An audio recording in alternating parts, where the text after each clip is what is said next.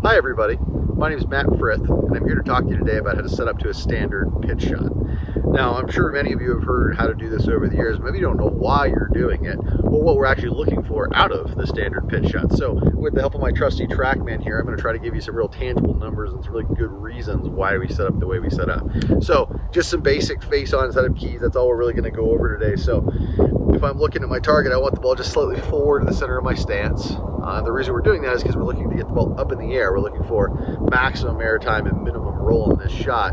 As you'll see from my other camera angle here, I'm going to have to carry a good bit to get to the green. So the ball is just forward in my stance, and then all I'm going to do from there is stand to the handle of the golf club. So you'll see the handle pointed at my belly button, so you'll see the shaft pretty straight up and down, because I am looking for loft on this shot. And then you'll look for just a pretty even swing, kind of a hip high to hip high swing. And that was a pretty good result. Dead hole high, about 5 feet from the hole. So let's take a look at those TrackMan numbers, and we'll talk a little bit more after that about what we're actually looking for on that shot.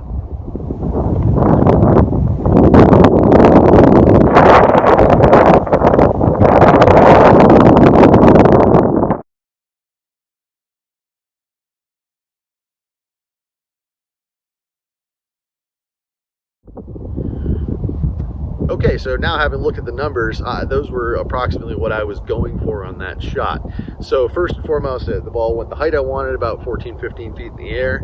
The dynamic loft was ideal for a shot like that, a standard pitch shot where I do want to keep loft on it. I'm using my sand wedge, which is 56 degrees of static loft. The dynamic loft is almost 48 degrees, which means I am striking the ball in a downward fashion, but I am having enough loft to get the ball up in the air.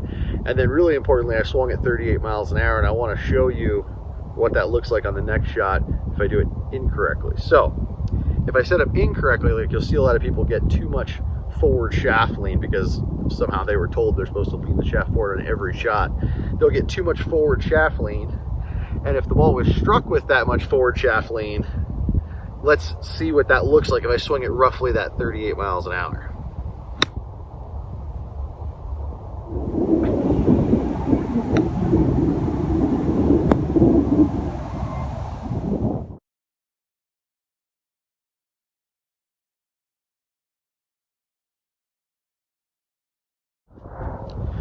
So I'm not sure if you're going to be able to see that on my camera over there because it flew just over the back edge of the green. So if I were to actually strike it with that much forward shaft lean, my dynamic loft went all the way down to 32 degrees. And I swung at approximately the same speed. I mean, that one was 39 miles an hour. That 1 mile an hour shouldn't make a difference in carry of 8 yards, which is what that was. So essentially I've struck the ball with too little loft.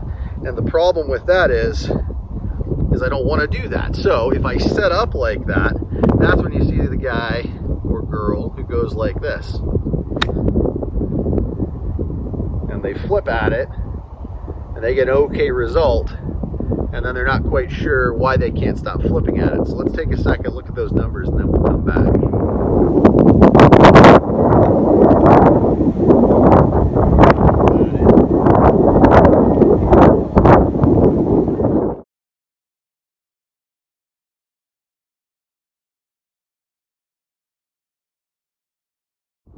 So the big things to look at when you're looking at those numbers is I swung at approximately the same club head speed. So 36 miles an hour, 38 miles an hour, 39 miles an hour, that's a difference of a couple yards carry long or short if I had the same dynamic loft. But you've noticed, I'm sure, that with the proper setup, keeping the proper loft, I had 48 degrees of dynamic loft.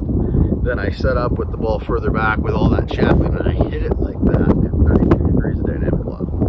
Then I kept that same setup, but some part of my brain went, that ball's going to go way too low. I want to hit it higher.